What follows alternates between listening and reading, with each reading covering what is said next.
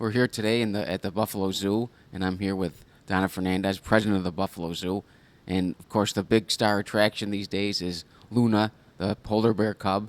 And Donna, if you just want to tell us a little bit about the cub, the circumstances of it being here without its parents, and you know, talk a little bit about the new exhibit that you want to build for the polar bears. Well, Luna was born here at the Buffalo Zoo on November 27th, 2012, and she just turned 4 months. Actually, will turn 4 months tomorrow.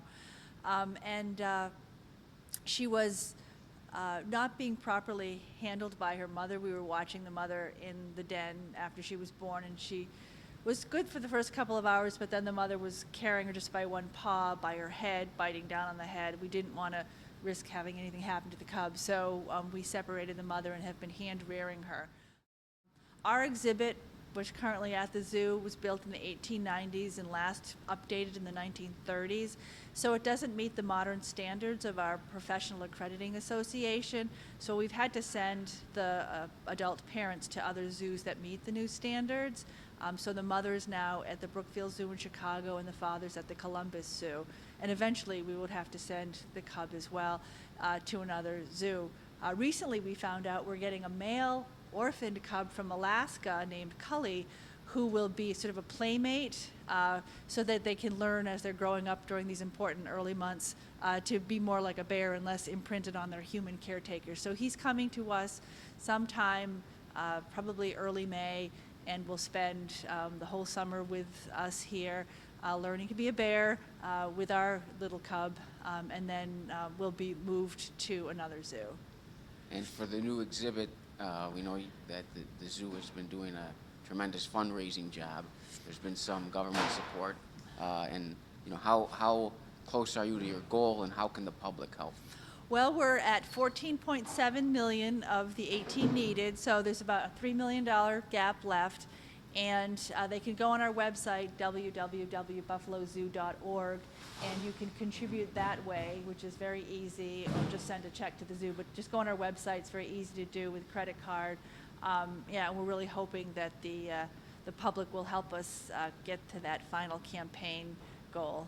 And also the public can help with naming the cub. Right. Luna is sort of her name for now because she was born on a full moon, and people have the opportunity to, on our Facebook page, to submit a name, and then the top 5 names that receive the most nominations, just are the most common ones that have been put in, will then be voted upon so that the public can choose. So lots of people seem to like the name Luna, but we are going to have a Facebook contest where you'd pick her final name. Yeah. And have since the polar bear cub announcement and press conference, have you seen an increase in fundraising support? Yes, a lot of people. I mean, we've probably brought in $60,000 in smaller gifts. I mean, $20, $50, $100 gifts. We've also been able to close some of the larger asks out there. So there's been about $500,000 that was raised. When we announced Luna to the public on March 1st, we were at 14.2, and as I said, we're now at 14.7 million. So she's made a big difference. So I understand that Luna is growing by leaps and bounds, and the handler was just telling us before that since I think at the press conference she was 22 pounds, and now she's like 36 pounds. Right. So they do. So yeah, she's almost doubled her weight in a month. So and they expect her to be by the time she's 6 months, well into the 60s for her weight. So yeah, they do grow pretty quickly when they're young like that. And soon, I understand the right now you have the closed circuit exhibits, and soon Luna will be out in an exhibit for the public. Right, we're trying to have Luna out every day from 11:30 to 12:30 in an exhibit that's near our old bear exhibit. That's a sort of smaller exhibit that she can just learn to, negotiate up and down hills, and there's a little bit of a pool. Doesn't have sufficient barriers to ultimately hold a bear, but when she's this age, she's fine in that. So she'll be 11:30 to 12:30 every day on exhibit, and then from 1 to 3, you'll still be able to watch her live via camera, because we do have a camera in the hospital where she spends most of her day. And so you'd be able to come into our rainforest and see her inside her, playing with her toys and inside her little holding area in the vet hospital from 1 to 3 every day. Okay. And just kind of general zoo statistics. I mean, I always talk about I grew up coming to the zoo. Eddie the chimp was, one of my big friends when I was a kid. Just I guess state of the zoo these days. I think everybody acknowledges what a great job you have done here. Kind of what are some of the figures of annual visitors? Thank you. And We have done great with the master plan. We've been building obviously a bunch of new exhibits. We've spent $32 million on stuff that's open. The new entrance, which will be completed this June, will open July 1st, and that will be right at our parking lot. So it'll be much more convenient to come to the zoo. You'll park and you'll come right in through the ticketing gates right there. That's set to open, as I said, July 1st.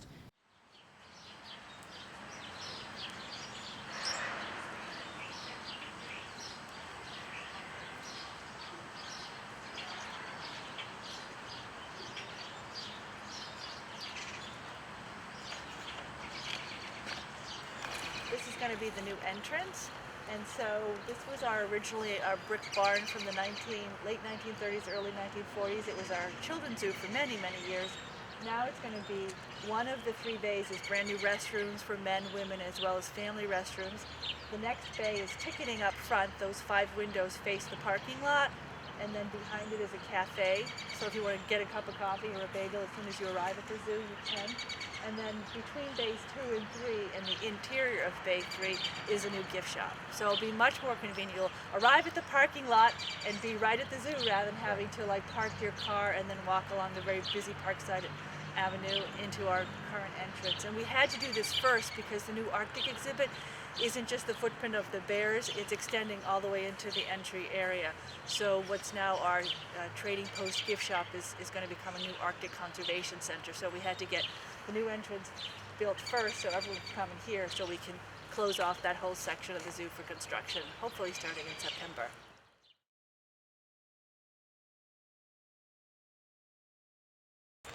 And then this fountain here, we see these concrete forms. It's going to be this really cool water interactive map. It's in the shape of the Great Lakes, and if you've ever been to Epcot and seen jumping jets of water that go from planter to planter over your head at Epcot, well, this will be the same sort of thing, that you'll see a little spout of water jump from Lake Erie to Ontario or Michigan to Huron, whatever. You'll basically just see all this water jumping over around you into this little planter. So that'll be your entry experience. And then the first thing you'll see when you come into the zoo will be sea lion exhibit. That's the first exhibit. So the entrance was designed to always face the planned future entrance of the zoo. If we complete our capital campaign, we'll begin construction on Arctic Edge in September. With our capital projects that have been built, our admissions has gone from approximately 326,000 visitors to over 450,000. So our attendance has really increased with the capital improvements. So now we are the most visited cultural attraction in Erie County, it's great. We have people of all ages coming. We're open every day except Christmas and Thanksgiving. And I do have renderings if you want me to show you the plans for the new exhibit. I can just show you one of the plans. Sure. So the new habitat, Arctic Edge, won't just be for polar bears. There'll be 2 habitats for polar bears. Each of them will have a saltwater pool. Right now, the old exhibits were freshwater pools that were just what we call dump and fill. Water would come in from the lake in an open line and drain right out the bottom. So we used to waste millions of gallons of water every year. Of course, the city gives us free water, so it wasn't an economic impact, but it's conservation, not the right thing to do. So these will be saltwater pools. This black building in the back is their holding building, which is where they're brought at night, as well as there's a day pool in there and a day room and a quarantine facility. Next door is a small life support building to clean, sterilize, purify, and chill the water. And we're going to have the exterior, this dark concrete that will be etched in Inuit line art, which is the art style of people from Alaska, that is very stylized pictures of animals. So in addition to the bear exhibits, the 2 bear habitats, there will also be a bald eagle exhibit here, other Arctic brown birds, Arctic wolf, and Canadian lynx. And then the exhibit ends in this Arctic conservation station, and that will have a lot of fun interactives for kids to learn about what's happening in the Arctic and maybe how they can help. So this is just the site plan, and I'll show you a couple of other renderings. There'll be underwater viewing. So each pool has both a shallow and a deep end. So this is a little bit of the shallow end of underwater viewing with the polar bears swimming. So that will be really nice, because right now when you saw in the pool, you really couldn't see them the pools were all in the back of the exhibit stuff. So you'll now get to see them swimming really close. The habitat as well is all natural substrate, as opposed to the concrete and stone that were the old exhibits last updated in the 1930s.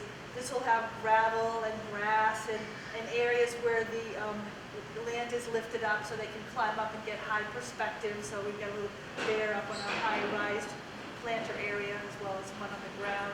And then the last image just shows you what the close-up glass viewing of the wolf exhibit looks like. So you'll have glass viewing. All the habitats out will have really nice glass viewing in areas so you get nice close views of them, so the animals can come right up and approach the visitor. So as I said, the first step was building that new entrance, which will open this summer. If we complete our capital campaign in September, right after Labor Day, we hope to begin construction on Arctic Edge and open that in May of 2015. It's going to be about a 20-month construction for that. It's a very complicated exhibit. But anyway, so we appreciate your support of the city as well as the public for getting this campaign completed. All right, and thanks, Donna, and thank you for letting me pet the Sicilian donkey, one of my favorite animals here at the zoo. So I guess in conclusion, we really hope that the public contributes to the new polar bear exhibit. As you can see, it's going to be a beautiful exhibit, and it's also necessary to keep the bears here, right? Right. Yeah. As I said, we've already lost our adult bears, and our cub too will eventually have to leave because we don't meet the new standard. So if we want to get our buffalo bears back, we do have to build this new exhibit. Okay. Thank you, Donna, and Thank you. we'll let you get back to work running the zoo. All right. Thank you.